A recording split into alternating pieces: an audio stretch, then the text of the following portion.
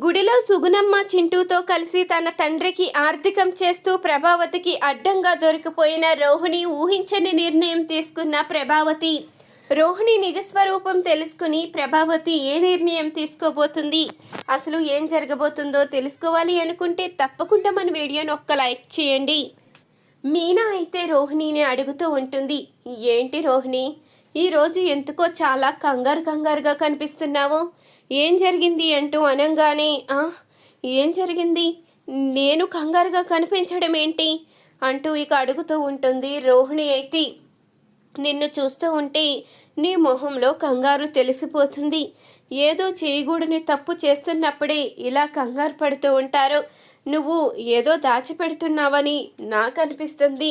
నీ మొహంలో కంగారు, నువ్వు పడుతున్న టెన్షన్ చూస్తూ ఉంటే ఏదో జరగకూడదు జరిగిందని అనిపిస్తుంది. ఏం చేస్తున్నావు రోహిణి, అసలు ఏమైంది అంటూ మీనా అయితే అడుగుతూ ఉండగా, ఏంటి మీనా ఇదంతా, ఏదో కాస్త అలసటగా ఉండి ఏదో ఆందోళనగా కనిపించినంత మాత్రాన ఏదో తప్పు చేస్తున్నట్టే అయిపోతుందా, అలా నిలదీస్తున్నావు? నేనేం తప్పు చేస్తాను, నాకు తప్పు చేసే అవసరం లేదు, నేనేమి పేదింటి నుంచి పూలమ్ముకునే బ్రతకడం లేదు, నేను ధనవంతురాల్ని, పుట్టుకతోనే కోటీశ్వరరాల్ని, నాలాంటి దానికి కంగారు పడే అవసరం ఏముంది, ప్రతి చిన్న విషయానికి కంగారు పడవలసిన అవసరమూ లేదు, దేనికి ఆందోళన పడవలసిన అవసరం లేదు అంటూ కోపంగా వెళ్ళిపోతుంది రోహిణి. అయితే అప్పుడు ఇదంతా చూసిన బాలు అయితే, ఏంటి మీనా పార్లలమ్మ చాలా డబ్బా కొడుతున్నట్టుంది, తానేమో పుట్టుకతోనే కోటీశ్వరాల్ని అంటుంది, కానీ ఎప్పుడూ కూడా 1 కోటి కూడా రాలేదు కదా, తన తండ్రి రావడం కానీ తన ఆస్తుల వివరాలు తెలియడం కానీ ఏదీ లేదు, కానీ మాటల్లో మాత్రం కోట్లు కనిపిస్తున్నాయి అంటూ బాలు అయితే అడుగుతూ ఉంటాడు. అది కాదండి, రోహిణి ఎందుకో కంగారు పడుతుంది, తను ఏదో చేయకూడని తప్పు చేస్తుందని అనిపిస్తుంది, మనందరికీ ఏదో విషయం చెప్పకుండా దాచిపెడుతూ అందరినీ మోసం చేస్తుందేమో అని అనిపిస్తుంది. మీరన్నట్టే తనలో కంగారు, తనని చూస్తూ ఉంటే నా మనసుకి ఏదో అనిపిస్తుంది అంటూ మీనా అయితే చెప్తూ ఉండగా, అనిపిస్తుందా, నేను చెప్పాను కదా నా ముక్కు కూడా మోసగాళ్ళని కనిపెడుతుంది అని, అలాగే జరిగింది. ఈ పార్లలమ్మ ఖచ్చితంగా ఏదో మోసం చేస్తుంది, ఆఖరికి మనోజ్ గాడికి కూడా తెలియకుండా ఏదో చేస్తుందని అనిపిస్తుంది, తొందరలోనే అన్ని విషయాలు బయటపడతాయి, ఈ పార్లలమ్మ చేస్తున్న మోసాన్ని ఖచ్చితంగా బయట పెడదాము అంటూ బాలు అయితే చెప్తూ ఉంటాడు. మరొక వైపిక రోహిణికైతే సుగుణమ్మ అయితే ఫోన్ చేస్తుంది, అమ్మా రేపు మీ నాన్నగారి ఆర్థికం కదా, నీకు ఆ టెన్షన్లో పడి గుర్తుందో లేదో అని నేను ఫోన్ చేశాను అంటూ ఇక సుగుణమ్మ అడుగుతూ ఉండగా, నేను కూడా ఆ విషయం గురించే ఆలోచిస్తున్నాను, రేపు ఆర్థికానికి ఎలా రావాలో అర్థం కాకే నీతో ఏం చెప్పాలో తెలియకే ఆలోచిస్తున్నాను అంటూ అనగానే, అది కాదమ్మా రోహిణి, ప్రతి సంవత్సరం నువ్వే దగ్గరుండి ఆర్థికం జరిపిస్తావు కదా, ఇప్పుడు ఏదో సమస్యలున్నాయని జరిపించకపోతే మీ నాన్నగారు ఆత్మకి శాంతి ఎలా కలుగుతుంది చెప్పు, ఒక్కగానొక్క కూతురివి, నీ చేతుల మీదంగానే ఇవన్నీ జరిపించాలి అంటూ సుగుణం మనంగానే, చూడు నేను కూడా అదే ఆలోచిస్తున్నానని చెప్పాను కదా, నా జీవితం ఎటు నుంచి ఎటు వెళ్ళిపోతుందో అర్థం కాక నేను బాధపడుతూ ఉంటే ఇలా సమస్య మీద సమస్య వస్తూనే ఉంది, ఇప్పుడు నేను గుడికి రావాలి అంటే ఖచ్చితంగా ఇంట్లో ఏదోటి చెప్పి తీరాలి, ఏం చెప్పాలో అర్థం కావడం లేదు, తీరా వచ్చిన తర్వాత ఎవరు చూస్తారో తెలియడం లేదు, ఏం చెయ్యాలో అసలు నాకు కోల్పోవడం లేదు అంటూ రోహిణి అయితే అంటూ ఉంటుంది. సరే అమ్మా, నువ్వు ఆలోచించు, నీ వీలుని బట్టి రామ్మా, ఈ కార్యక్రమానికి తప్పదు కదా అంటూ సుగుణమ్మ అయితే ఫోన్ పెట్టేస్తుంది. ఏంటో నా జీవితం, అన్ని అబద్ధాలే చెప్పవలసి వస్తుంది, ప్రతి అబద్ధాన్ని కప్పిపుచ్చడానికి మరొక అబద్ధం ఆడవలసి వస్తుంది, ఏంటో నా జీవితం ఎటు వెళ్ళిపోతుందో తెలియడం లేదు అంటూ రోహిణి అయితే కంగారు పడుతూ ఉంటుంది. ఇంతలో ఇక సుగుణమ్మ చింటూ అయితే ఇద్దరు గుడికి అయితే వెళ్తారు. ఇంతలో గుడిలో సుగుణమ్మ చింటూని చూసి తెలిసిన వాళ్ళైతే పలకరిస్తూ ఉంటారు. ఏంటమ్మా ఇలా వచ్చావు? చింటూ ఎలా ఉన్నాడు? బాగున్నాడు అంటూ అనంగానే ఇదిగో బానే ఉన్నాడు అంటూ చెప్తూ ఉంటుంది సుగుణమ్మ అయితే. అప్పుడిక తెలిసిన అతనైతే అడుగుతూ ఉంటాడు, మరి వీళ్ళమ్మ వీడిని చూసుకుంటుందా? ఎన్నాళ్ళని మీరు చూస్తూ ఉంటారు అంటూ ఇక అతను అడగంగానే ఏం చెయ్యమంటారు? వీడి జీవితం వీడి తలరాత అలా ఉంది. నాకు ఓపుకున్నన్నాళ్ళు నేను చూస్తాను, తర్వాతిక ఆ దేవుడే దిక్కు అంటూ సుగుణమ్మ అయితే చెప్తూ ఉంటుంది. ఇంతలో బాలు అయితే అప్పుడే అదే గుడికైతే వస్తాడు. ఇక సుగుణమ్మ చింటూను చూసి వాళ్ళ దగ్గరికి అయితే వచ్చి ఇక సుగుణమ్మతో మాట్లాడుతున్న వ్యక్తికైతే పూల కవర్ అయితే ఇస్తాడు. ఏంటి సార్, మీకు మా చింటూ ముందుగానే తెలుసా అంటూ బాలు అనంగానే అయ్యో చింటూ తెలియకపోవడం ఏంటి, నాకు వాడు చిన్నప్పటి నుంచి తెలుసు అంటూ అతనైతే చెప్తూ ఉండంగా అప్పుడే సుగుణమ్మ అయితే కంగారు పడిపోతూ ఉంటుంది. వామ్మో, ఇంకొంతసేపు ఇక్కడే ఉంటే బాలు అన్ని వివరాలు అడిగేలా ఉన్నాడు. ఇప్పుడు కనుక అన్నీ అడిగి కళ్యాణి గురించి కనుక నిజం తెలుసుకున్నాడు అంటే దాని జీవితం నాశనం అయిపోతుంది. ఏం చెయ్యాలో అర్థం కావడం లేదు అంటూ కంగారు పడిపోతూ ఉంటుంది సుగుణమ్మ అయితే. సరేనండి, నేను వెళ్తున్నాను బాలు, కాస్త పనుంది, నేను వెళ్తున్నాను అంటూ ఇక అనంగానే అప్పుడు ఇక కంగారు పడుతున్న సుగుణమ్మని చూసి ఏమైందమ్మా అంత టెన్షన్ పడుతున్నారు? నేను ఇంటి దగ్గర వదిలిపెడతానులే అంటూ బాలు అయితే చెప్తూ ఉంటాడు. అయ్యో పర్వాలేదు, కాస్త వెళ్ళే దారిలో పని కూడా ఉంది, అది చూసుకుని వెళ్తాను, నీకెందుకు ఇబ్బంది, నేను వెళ్తానులే అంటూ చింటూని తీసుకుని కంగారుగా వెళ్ళిపోతుంది సుగుణమ్మ అయితే. అప్పుడే ఇంతలో బాలు అయితే అడుగుతూ ఉంటాడు, ఆ బాబు మీకు చిన్నప్పటి నుంచి తెలుసు అన్నారు కదా, మరి ఆ బాబు కన్న తల్లి తండ్రి ఎక్కడుంటారు? ఆవిడేమో దుబాయ్లో ఉంటాడని ఏదో చెప్తూ ఉంది అంటూ అనంగానే ఆ బాబు తండ్రి ఎప్పుడో చనిపోయాడు, తన తల్లేమో వేరే పెళ్లి చేసుకుంది. వేరే పెళ్లి చేసుకోవడంతో ఇక ఈ బాబుని పట్టించుకోవడం లేదు. ఈ బాబుని ఈవిడే చూసుకుంటుంది. పాపం ఈవిడి ఉన్నన్ని రోజులు పర్వాలేదు, కానీ తర్వాత వాడి పరిస్థితి తలుచుకుంటూ ఉంటేనే మాకు జాలిగా ఉంది. ఎందుకంటే ఇప్పటికే అనాథలా పెరుగుతున్నారు, తర్వాత పరిస్థితి ఎలా ఉంటుందో అంటూ ఇక ఆ వ్యక్తి అయితే చెప్పడంతో అప్పుడు ఇక బాలు అయితే ఆలోచిస్తూ ఉంటాడు. ఇదేంటి, చింటూ వాళ్ళ తల్లి పెళ్లి చేసుకుంటే ఈవిడ ఎందుకు దాచిపెట్టాలి, ఎందుకు దుబాయ్లో ఉందని అబద్ధం చెప్పాలి, ఎందుకు అసలు ఇలా అబద్ధం ఆడవలసిన అవసరం ఏమొచ్చింది అంటూ ఇక బాలు అయితే ఆలోచిస్తూ ఇంటికైతే వస్తాడు. అప్పుడే ఇక ఇంటి దగ్గర సత్యంతో అయితే మాట్లాడుతూ ఉంటాడు. నాన్న, మన ఇంటికి ఇంతకు ముందు ఒక బాబుని తీసుకొచ్చాను కదా, ఒక పెద్దావిడ్ని, నీకు గుర్తుందా అంటూ అనేసరికి గుర్తుందిరా చింటూ, ఆ బాబే కదా అంటూ సత్యం అయితే అడుగుతూ ఉంటాడు. ఇంతలో ఆ మాట విని రోహిణి అయితే ఒక్కసారిగా షాక్ అవుతుంది. అప్పుడిక శృతి, రవి అందరూ కూడా బయటకైతే వస్తారు. ఏమైందిరా, ఆ బాబుకి ఏమన్నా జరిగిందేంటి అని అడిగేసరికి ఏమీ లేదు నాన్న, ఆ బాబు కన్న తల్లి దుబాయ్లో ఉంటుందని ఆవిడ చెప్పింది కదా, కానీ ఆవిడ దుబాయ్లో కాదు, మళ్ళీ పెళ్లి చేసుకుందంట, మళ్ళీ పెళ్లి చేసుకుని వీడిని ఒంటరి వాణ్ణి చేసిందంట.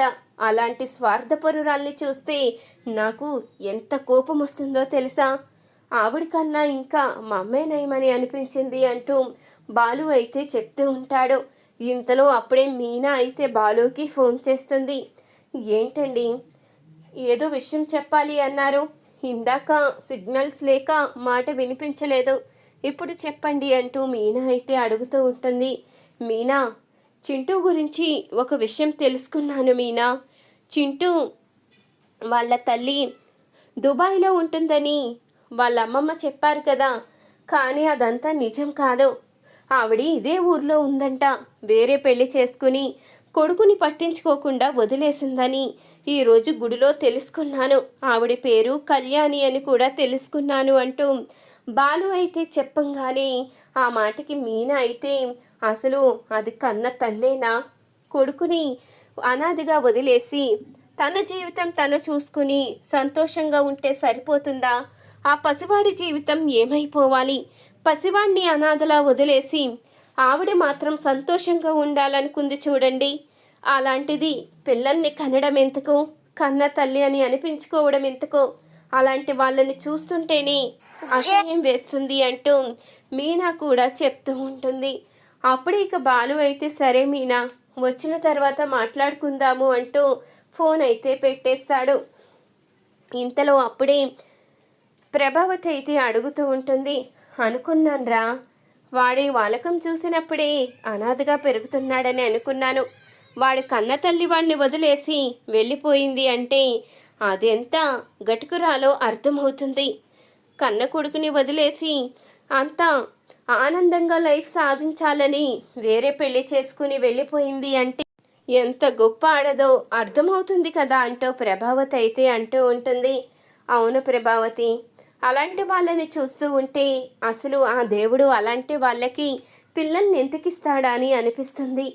పిల్లలు లేకుండా ఆరాటపడుతున్న వాళ్ళకేమో పిల్లల్ని ఇవ్వకుండా ఇలా పిల్లల మీద జాలి దయ లేని వాళ్ళకి మాత్రం ఆ దేవుడు పిల్లల్ని ఇస్తూ ఉంటాడు.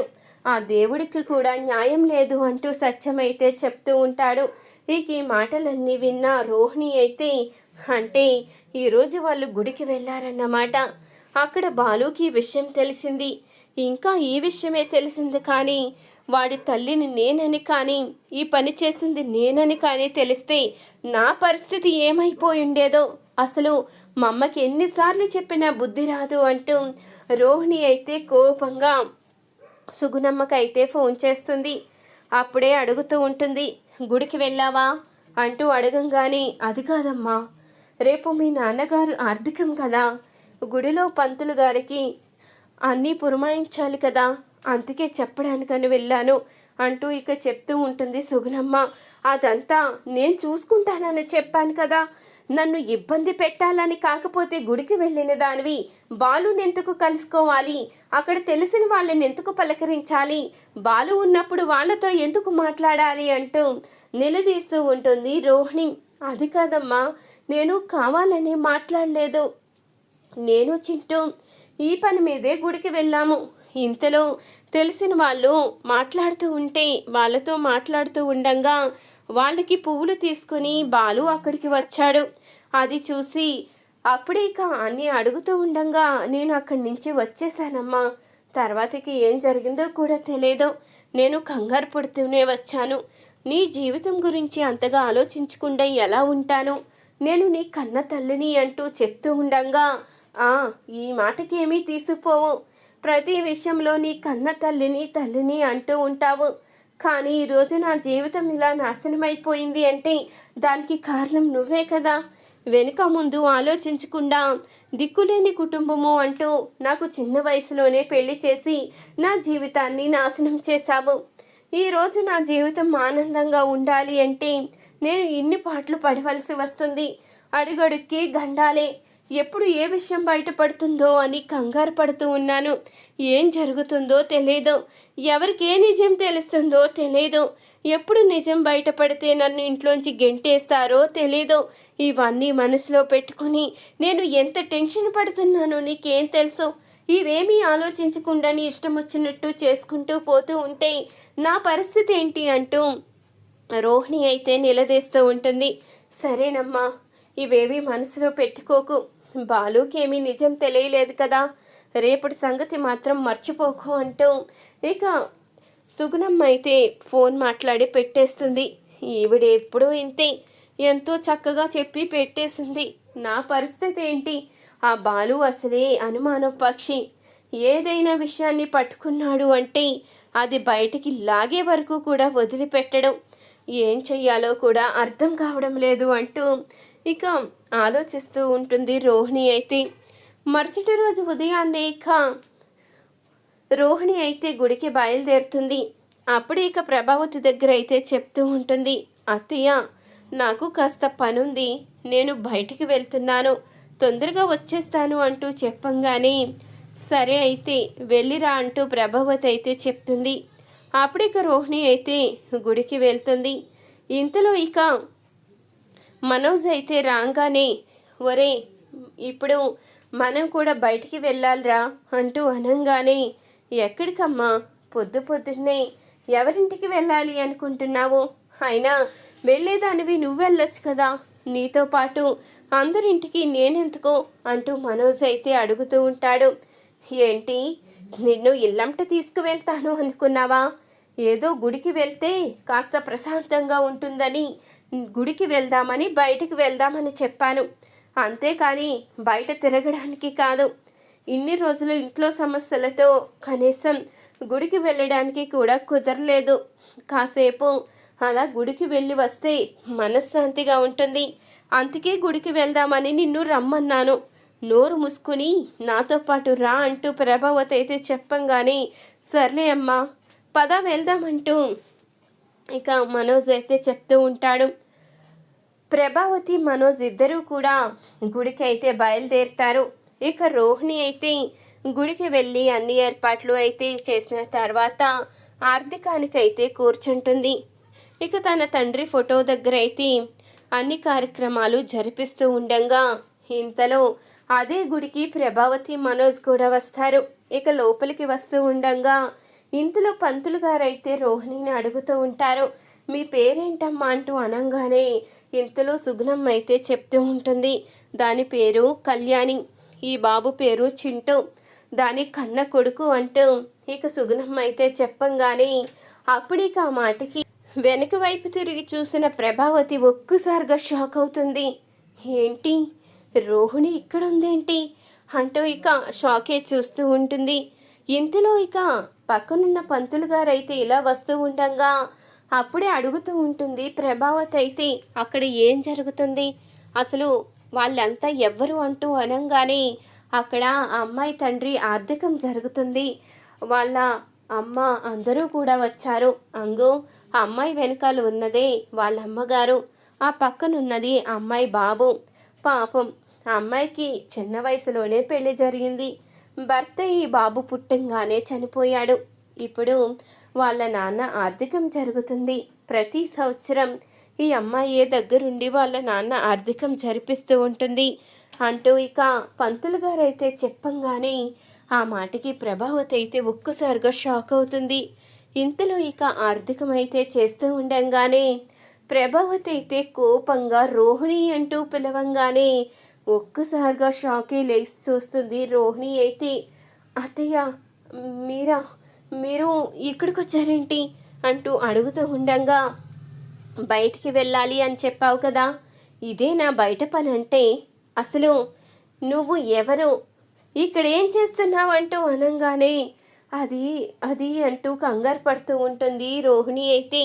అప్పుడే ప్రభావతి అయితే రోహిణి చెంప పగలగొట్టి, ఇంకెందుకే నా దగ్గర నిజాన్ని దాచిపెట్టాలి అనుకుంటావు, ఇన్ని రోజులు కోటీశ్వరుడు కూతురునని బిల్డప్ ఇచ్చావు కదా, ఉదయం కూడా మీనాని నోటుకొచ్చినట్టు మాట్లాడావు, నేను పూలమ్ముకునే కుటుంబం నుంచి రాలేదు, కోటీశ్వరుడు కుటుంబం నుంచి వచ్చాను, పుట్టుకతోనే కోటీశ్వరరాళ్ళని చెప్పావు కదా, మీనా కన్నా నీదే గతిలేని కుటుంబం కదే, నీ జీవిత చరిత్ర తెలుసుకున్న తర్వాత నువ్వు మీనా కాలి గోటికి కూడా సరిపోవు, అలాంటిది ఇన్ని రోజులు ఎంత బిల్డప్ ఇచ్చావో, మా నాన్న దుబాయ్లో లక్షలు సంపాదించాడు, కోట్లు సంపాదించాడు, నేను ఏకైక వారసురాల్ని, ఇష్టం లేని పెళ్లి చేసుకున్నానని కోపంతో రావడం లేదు అంటూ ఎంతగా నటించావే, నిన్ను చూసి నేను ఎంతగా మోసపోయాను, నిన్ను నెత్తిన పెట్టుకుని మీనాని ఎన్ని మాటలు అన్నాను, ఇప్పుడు ఈ విషయం గనుక బాలుకి తెలిస్తే వాడు నన్ను బ్రతకనిస్తాడా, ఇన్ని రోజులు నేను మీనాని ఎన్ని మాటలు అన్నానో అంతకన్నా నన్ను దెప్పి పొడుస్తాడు, అయినా నేను చేసింది కూడా తప్పే, నువ్వు ఒక కోటీశ్వరరాలని నమ్మి నెత్తిన పెట్టుకుని మీనాని మాత్రం ఒక పేదింటమ్మాయి అంటూ ఎన్నో మాటలు అన్నాను, ఇప్పుడు నీ గురించి తెలుసుకున్న తర్వాత నేను చేసిన తప్పేంటో అర్థమైంది, నీలాంటి దాన్ని క్షమించకూడదు, నువ్వు మా ఇంట్లో అడుగు పెట్టి అర్హత కూడా కోల్పోయావు, నువ్వు మా ఇంట్లో అడుగు పెట్టవలసిన అవసరం లేదు, ఇక మీదట నీకు మనోజ్కి ఎలాంటి సంబంధం లేదు, నువ్వు ఆ ఇంటి పెద్ద కోడలివి కాదు, మనోజ్ భార్యవి కాదు, నీకు వీడికి విడాకులు ఇప్పిస్తాను, మనోజ్కి గొప్పింటి అమ్మాయిని తీసుకువచ్చి పెళ్లి చేస్తాను, మీనాకి నీ చేతే క్షమాపణ చెప్పిస్తాను, నీకు గుణపాఠం వచ్చేలా చేస్తాను అంటూ ప్రభావతి అయితే ఇక ఊహించని నిర్ణయం అయితే తీసుకుంటుంది. ఇలాగే జరగాలని మీరైతే కోరుకుంటే తప్పకుండా మన వీడియోని ఒక్క లైక్ చేయండి.